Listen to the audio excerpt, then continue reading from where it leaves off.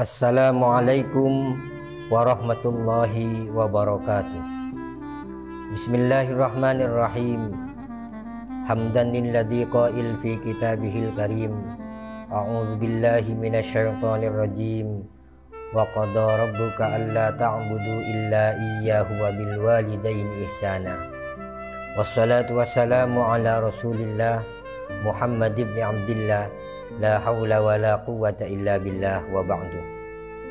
Ma'asyiral muslimin, shaimin, shaimat rahimakumullah.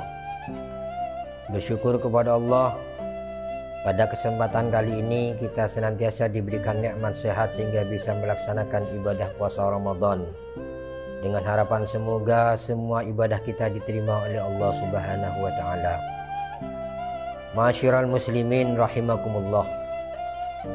Sepantasnya dan selayaknya bagi kita semua dalam melaksanakan kehidupan ini, kita senantiasa hanya untuk mencari ridha dari Allah Subhanahu wa taala. Sebagaimana firman Allah Subhanahu wa taala dalam surat Al-Bayyinah ayat yang ke-8. A'udzu billahi minasyaitonir rajim. Jazaohum 'inda rabbihim jannatu 'adnin tajri min tahtihal anharu khalidina fiha abada. Radhiyallahu anhum wa radu'an. Dzalika liman khasyiya rabbah. Yang artinya balasan mereka di sisi Tuhannya adalah surga Aden yang mengalir di bawahnya sungai-sungai. Mereka kekal di dalamnya selama-lamanya. Allah ridha terhadap mereka dan mereka pun ridha kepadanya. Itu adalah balasan bagi orang yang takut kepada Tuhannya.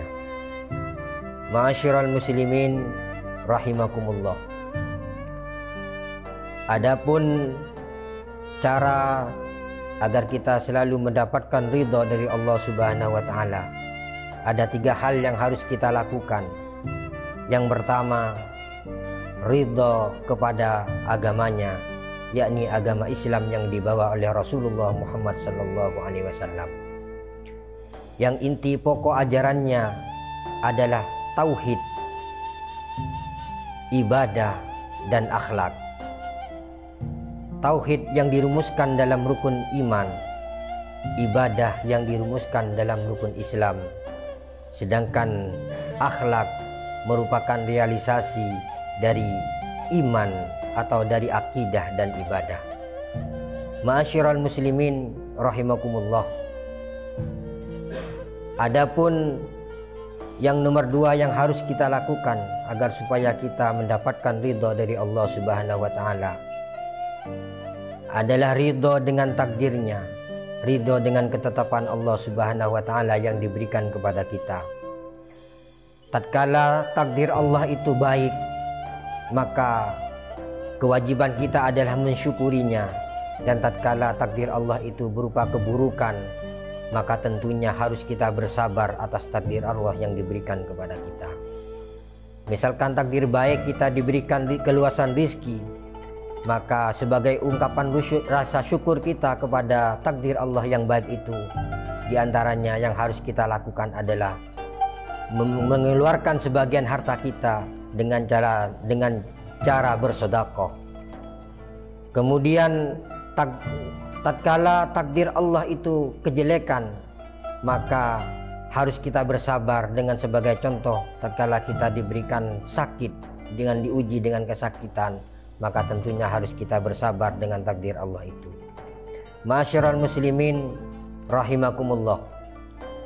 Adapun cara untuk mendapatkan ridha Allah Subhanahu wa yang 3 adalah dengan cara selalu memberikan kesenangan kepada orang tua kita.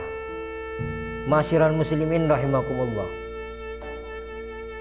Adapun cara untuk selalu memberikan kesenangan kepada orang tua kita tatkala orang tua kita masih hidup, maka kewajiban kita selaku anak putra-putranya yaitu mentaati apa yang diperintahkan oleh orang tua kepada kita selama perintahnya tidak melanggar aturan-aturan agama. maka wajib bagi kita untuk melaksanakan perintah orang tua itu. Kemudian yang kedua yang harus kita lakukan tatkala orang tua masih hidup, yaitu selalu mendoakan orang tua kita. Allahumma firli Rabbi firli wali walidayya warhamhuma kama rabbayani shaghira. Jadi selalu mendoakan orang tua kita tatkala mereka masih hidup. Kemudian cara menyenangkan hati atau menyenangkan orang tua tatkala mereka sudah meninggal dunia, yaitu dengan cara mendoakan dan memintakan ampun kepada Allah Subhanahu wa taala. Sebagai bukti bakti kita kepada orang tua tatkala orang tua kita sudah meninggal dunia.